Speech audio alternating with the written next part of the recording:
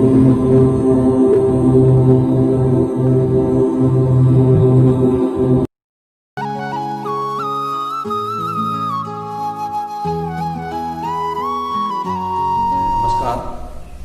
कुमार माली, कक्षा 12, विषय गणित, अध्याय 4 सारणिक डिटरमिनेंट्स।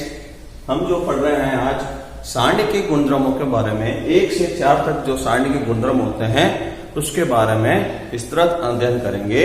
तो आइए, गुणधर्म नंबर 1, अभी आपने देखा कि गुणधर्म नंबर 1 के मुताबिक कह रहे थे कि यदि कोई भी सारणिक है उसकी स्तंभों को पंक्तियों में और पंक्तियों को स्तंभ में बदलने पर सारणिक के मान में किसी तरह का कोई परिवर्तन नहीं होता है। तो आइए इसके बारे में एक सारणिक गुणधर्म को सिद्ध करते हैं।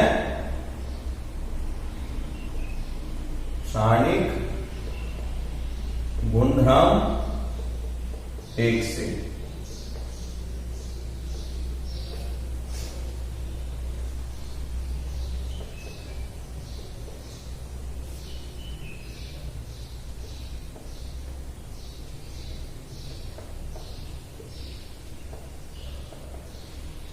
ये कोई एक सारणिक है।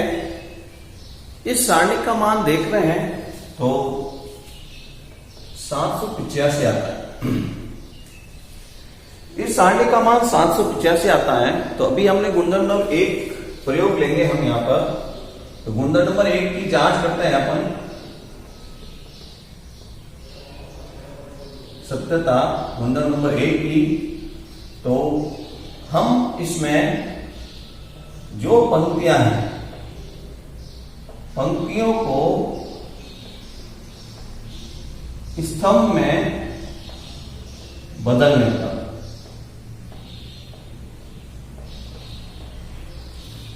जो भी पंक्तियां हैं, पंक्तियों को स्तंभ बना रहे हैं तो नया एक डेल मिल जाएगा। डेल 1 नाम लेंगे। ये पंक्ति नंबर 1 3 - 7 13। दूसरी जो पंक्ति है 5 0 0। तीसरी जो पंक्ति है 0 11 2। जो भी पंक्तियां हैं उस पंक्तियों को हमने स्तंभ में बदल दिया है। अब हम इसका R1 के प्रचार से सारणी का हल करते हैं। तो सर्वप्रथम 3, कल हमने जो पढ़ा था R1 के प्रचार के अंदर उप सारणिक बनाएंगे 3 बार। तो 3, तो उप सारणिक नंबर 1 पहली पंक्ति हटाई, दूसरे स्तंभ को पहले स्तंभ को हटाया, पहली पंक्ति पहले स्तंभ हटाने के बाद जो शेष रह गया 0 11 0 2 माइनस पहली पंक्ति का दूसरा विषम क्रम पे आने पर इसका स्थान में क्रम माइनस का 5। दूसरे के लिए पहली पंक्ति हटानी है, दूसरा स्तंभ है इसलिए इसको हटाना है। -7 11 13 और 2 प्लस का 0 पहली पंक्ति का तीसरा अवयव पहली पंक्ति और तीसरे स्थान को हटाएं। A13 क्रम को हटाना है। तो -7 0 13 0। तो हम देखते हैं इसको अब हल करेंगे। हल करने पर सारणी का मान क्या आएगा। तो देखिए 3 0 और 0 0 -0 माइनस का 5 माइनस के 14 और माइनस के 11 × 13 11 के 33 11 कम 11 11 और 3 14 143 माइनस के, और यहां आगे 0 लिखा हुआ है। 0 और गुणा करने पर 0 -0 ये 0 हो गया। -5 इसको जोड़ते हैं 7 5 और 1 दोनों मिलकर माइनस ही हैं और ये 0। माइनस प्लस के 5 हो गए। तो 5 को 157 से गुणा करेंगे 785। तो हम देखते हैं कि जो प्रश्न में डेल था 785 और अब जो डेल 1 का मान आ रहा है वो भी 785 है। डेल = डेल 1 हमने जो पढ़ा है पंक्तियों को स्तंभ बदल दें या स्तंभों को पंक्ति बदलने पर सारणिक के मान में कोई परिवर्तन नहीं होता है। हमने जो पढ़ा था तीसरी प्रश्नावली अवयव के अंदर कि यदि कोई अवयव है ए तो उसका परिवर्त किया जाए। अवयव का परिवर्त ही पंक्तियों को स्तंभ बदलना, स्तंभ को पंक्ति बदलना कहलाता है। तो उसके मान में कोई परिवर्तन नहीं होगा। यही हमारा उदाहरण नंबर 1 है, जहां पर ये 1/3 एक वर्ग अवयव होना चाहिए। वर्ग अवयव सारणिक आपने कल भी पढ़ा, तो सारणिक हमेशा एक वर्ग अवयव में होती हैं। ये जो हमने पढ़ा है गुणधर्म नंबर 1 पढ़ा है। आइए अब बात करते हैं गुणधर्म नंबर 2 के लिए।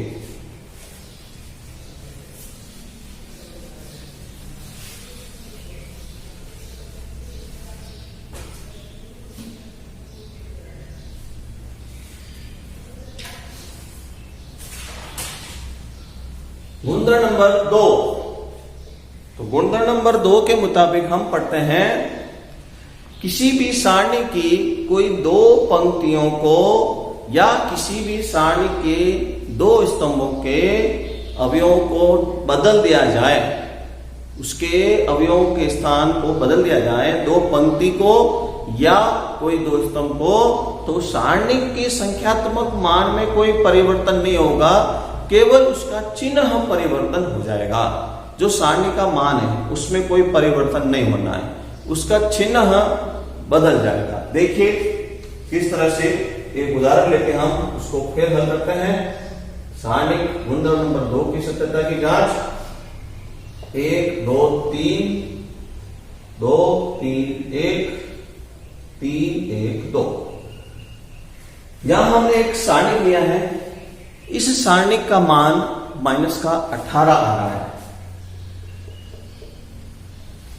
अब हम इसमें एक काम करेंगे कि यहां पर जो पहली पंक्ति है R1 और जो दूसरी पंक्ति है R2, R1 के अवयव और R2 अवयव को हम परिवर्तन कर लेंगे।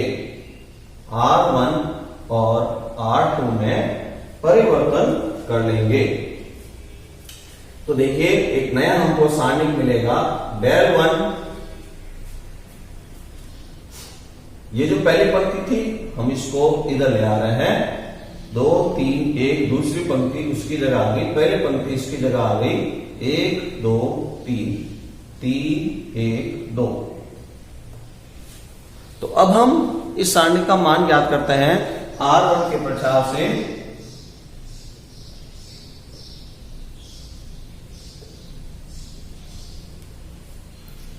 सर्वप्रथम 2, तो A11 पहली पंक्ति का अवयव है, उपसारणिक बनाया जाए। 2 3 1 2 शेष रह गया, 2 3 1 2। पुनः 3 पहली पंक्ति का दूसरा अवयव -3 लिखा जाएगा। तो पहली पंक्ति दूसरा अवयव पीछे रह गया 1 3 3 2, ये इसका उपसारणिक कहलाएगा।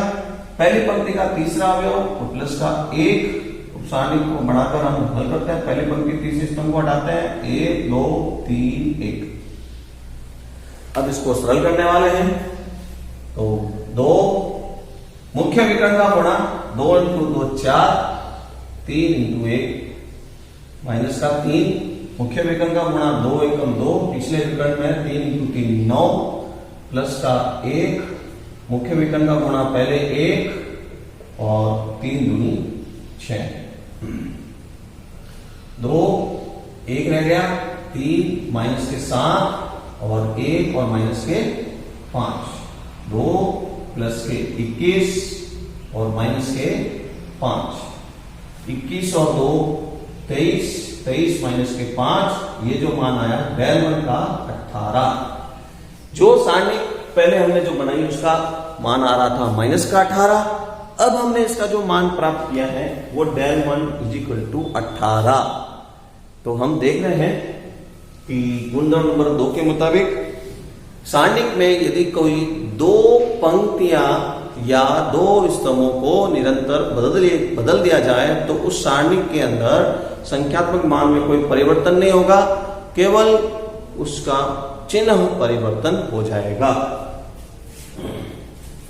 इस पर आधारित एक उप प्रमेय है।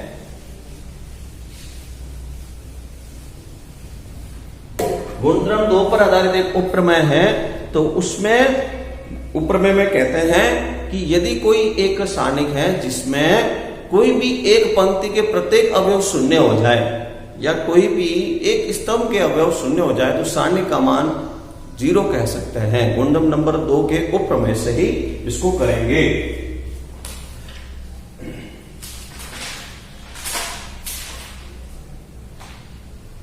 कुछ बोध प्रश्न 1 और 2 पर आधारित बोध प्रश्नों को हम लिख रहे हैं, करेंगे आप। सारणिक 1 BC A B plus C, 1 CA AB B C C plus A और A प्लस B का मान ज्ञात करो। दूसरा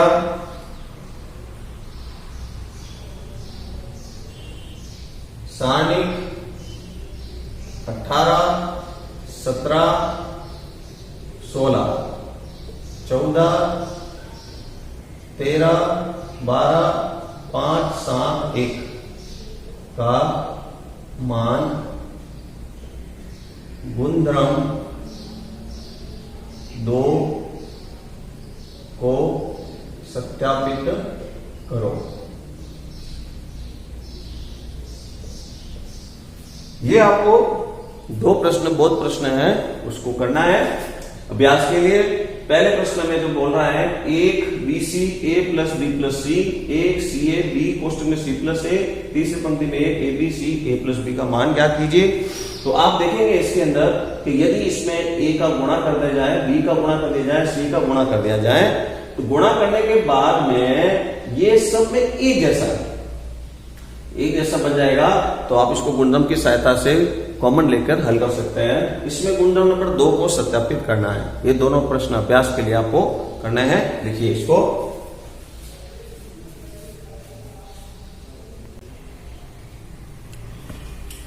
अब हम पढ़ेंगे गुणधर्म नंबर 3 की सत्यता के लिए। गुणधर्म नंबर 3, सारणी के गुणधर्म नंबर 3 के मुताबिक यदि किसी भी सारणी के 2 पंक्तियों या कोई भी 2 स्तंभ के अवयव सरसम हैं, यानी प्रत्येक अवयव समान है, तो उस सारणी का मान 0 होगा। आइए देखिए किस तरह से। एक उदाहरण, यहां एक सारणी है 1 2 3 5 2 1 1 2 3। यहां पर आप देख रहे हैं कि पहली पंक्ति R1 में इसके अवयव 1 2 3, दूसरी पंक्ति 5 2 1, तीसरी पंक्ति में फिर वापस 1 2 3, यानी इस पंक्ति में R1 और R2 समान हैं। तो हम गुणधर्म नंबर 3 से कह सकते हैं, सारणी गुणधर्म नंबर 3 से R1 बराबर R2, अतः डेल का मान 0। आइए इसको हल करके देखते हैं क्या इसका सारणी का मान 0 आता है नहीं आता है। तो देखिए R1 के प्रचार से सबसे पहले 1 तो सारणी पर आया, पहली पंक्ति का पहला अवयव, तो शेष रहा 2 1 2 3 सारणी के लिए, सारणी 2 1 2 3, माइनस का 2 दूसरी पंक्ति में, पहली पंक्ति के दूसरे अवयव के लिए 2 के लिए इस पहली पंक्ति को हटाना है, दूसरे स्तंभ को हटाना है, 5 1 1 3 स्तंभों में लिखा जाए, 5 1 1 3 स्तंभों में लिखा। फिर पहली पंक्ति का तीसरा अवयव, पहली पंक्ति तीसरे स्तंभ को हटाने पर उप सारणी जो मिला हमको 5 2 1 2, इसको हम सरल करते हैं। 3 दूनी 6 मुख्य विकर्ण, पिछले विकर्ण का गुणा 2 माइनस का 2, मुख्य विकर्ण 15 15 1 3 5 दूनी 10 और माइनस का 2, 1 गुणा हटाने पर 4, 14 और 8, 4, 28, 8 दिया 24, 28 माइनस 28 इज इक्वल टू 0। तो हम देख रहे हैं कि डेल का मान 0 आ रहा है। तो हम गुणधर्म की सहायता से हम कह सकते हैं कि यदि कभी भी कोई ऐसा सारणी जिसकी 2 पंक्तियां या 2 स्तंभ समान हैं, प्रत्येक अवयव सरसम है, निशान का भी चिन्ह का भी फर्क नहीं होना चाहिए, तो हम बोल सकते हैं कि सारणी का मान 0 होगा। आइए गुणधर्म नंबर 4 के बारे में।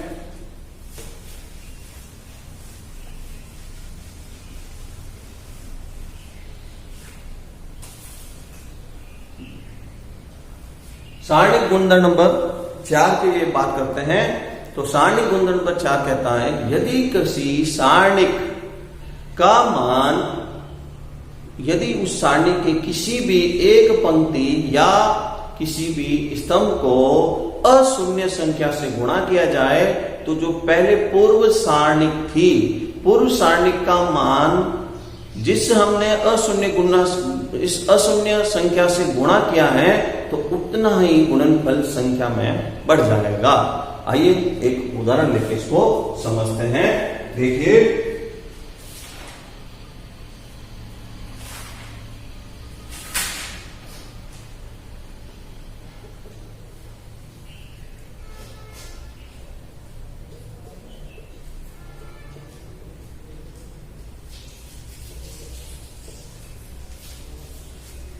गुणधर्म नंबर 4 के लिए बात करते हैं हम। तो यहां इस सारणी का मान हम हल कर रहे हैं। R1 के प्रचार से 3, 4 माइनस 15 माइनस का 5, 2 माइनस 12 प्लस का 7, 5 और माइनस के 8। हमने उपसारणिक बना के इसको हल किया।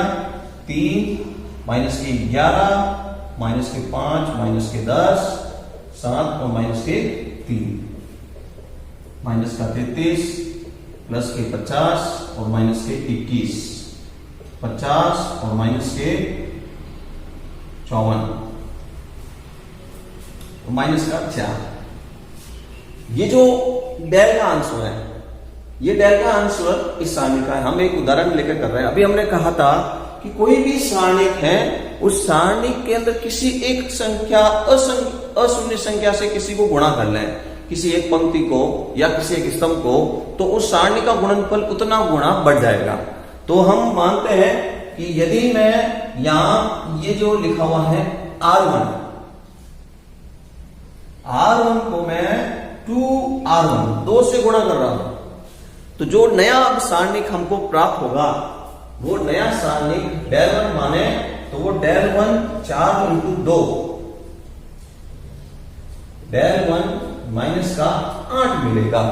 ये गुणधर्म नंबर 4 के मुताबिक कह रहा है। तो आइए देखिए किस तरह से।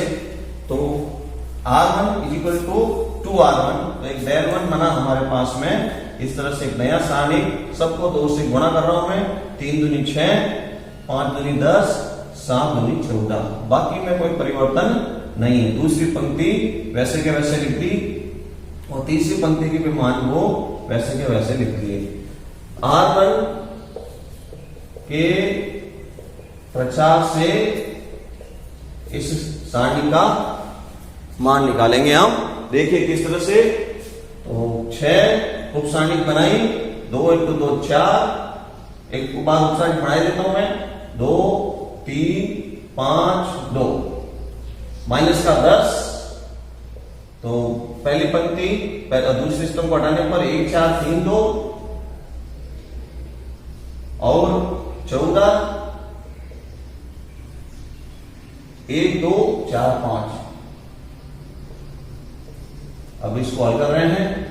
6 4 माइनस 1 15 मुख्य विकर्ण, फिर अन्य विकर्ण का गुणा, माइनस का 10, 2 माइनस 12 प्लस का 14, 5 माइनस के 8, 6 माइनस के रह गए 11, माइनस के 10, माइनस के रह गए अंदर कोष्टक में, तो माइनस के 10 और प्लस के 14 तो माइनस के 3,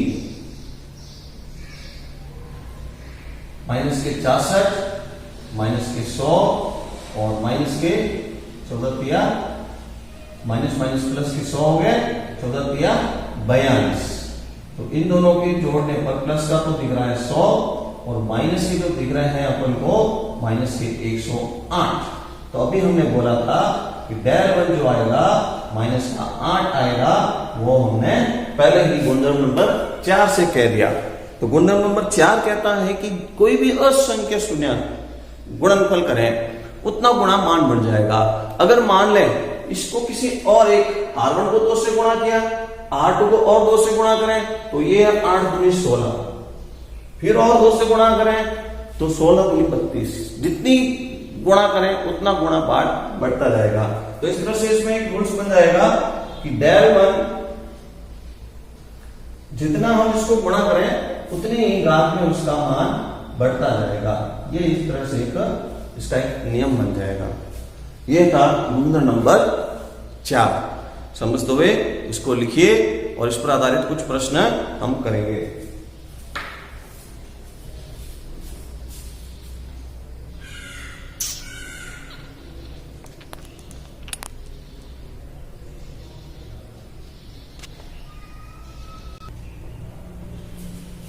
कुछ अभ्यास के लिए आपको प्रश्न दिए जा रहे हैं जिसमें आपको बिना सारणी का विस्तार किए बिना गुणधर्मों का प्रयोग करते हुए 1 से लेकर 4 तक गुणधर्म अभी आपको जो समझाए हैं उससे आधारित प्रश्न है।